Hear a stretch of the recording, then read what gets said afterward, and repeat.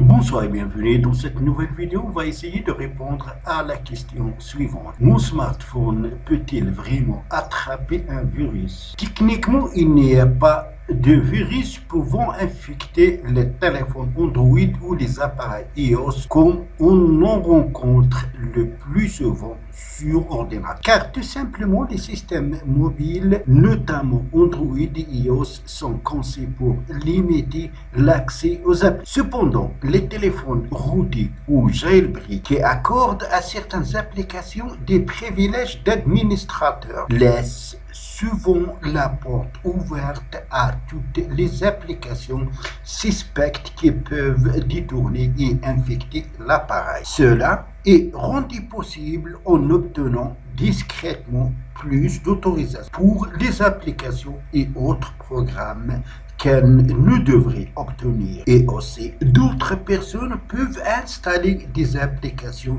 directement sur votre appareil dans le but, par exemple, de vous espionner. Et aussi, des applications peuvent injecter des programmes malveillants sur votre téléphone. Et surtout, les malwares qui sont facilement distribuables. Alors, comment déterminer si mon smartphone a un malware? Premièrement, la batterie surchauffe et se décharge le plus souvent très rapide. C'est la réponse et oui. Inspectez votre téléphone un peu plus près. Vous allez donc dans Paramètres, puis dans Applications et parcourez la liste des applications sur votre téléphone afin de déterminer s'il existe une application que vous n'avez peut-être pas installée. Pour analyser l'utilisation de la batterie, vous allez donc dans Paramètres et vous allez chercher Batterie. Et vous avez ici les applications qui consomment de la batterie. Alors vous allez vérifier l'application qui consomme le plus la batterie. Si vous n'avez pas utilisé cette application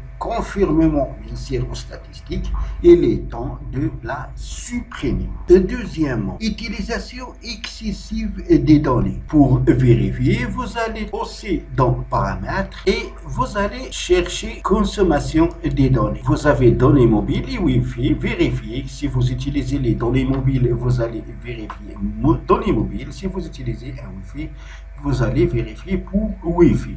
Consommation des données mobiles, touchez et vous allez trouver ici la liste des applications. Moi j'utilise le Wi-Fi, voilà la consommation et j'ai devant chaque application la quantité qu'elle a consommée. Et bien sûr, si vous trouvez des applications qui consomment plus de données et que vous n'avez pas utilisé vous-même ces applications, ça veut dire qu'elles travaillent dans l'arrière-plan et elles sont installées dans votre appareil pour vous espionner. Si vous les trouvez, vous allez les supprimer tout simplement. Troisièmement, crash excessif des apps. Vous avez des applications qui ne veulent pas s'ouvrir ou des applications qui s'ouvrent lentement malgré que votre appareil dispose des ressources. Dans ce cas, ça veut dire qu'il y a un malware entrave le bon fonctionnement de ces applications. Quatrièmement, des annonces qui s'affichent partout le téléphone. Comme vous savez, les applications Android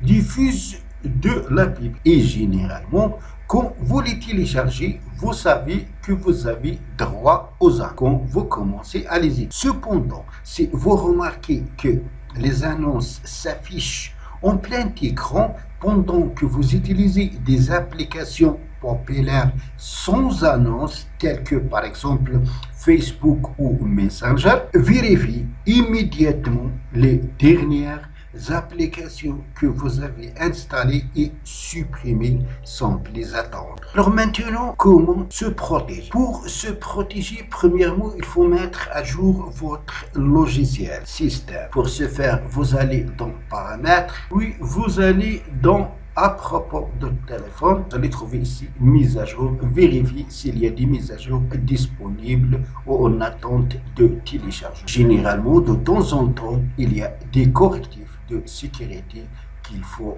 installer. Deuxièmement, installer des applications de sources fiables. Pour cela, il faut utiliser les magasins d'applications officiels comme par exemple Play Store. Et troisièmement, ne donnez pas votre téléphone à d'autres personnes dont vous n'avez pas confiance afin qu'ils ne peuvent pas installer des applications d'espionnage sur votre appareil. Donc surtout pour la vidéo d'aujourd'hui, merci de l'avoir suivi. N'oubliez surtout pas de la partager avec vos amis sur les réseaux. Et pour ne pas rater les prochaines vidéos, veuillez vous abonner à la chaîne si vous n'êtes pas encore abonné et aussi activer la cloche pour recevoir les notifications des nouvelles vidéos. À la prochaine fois.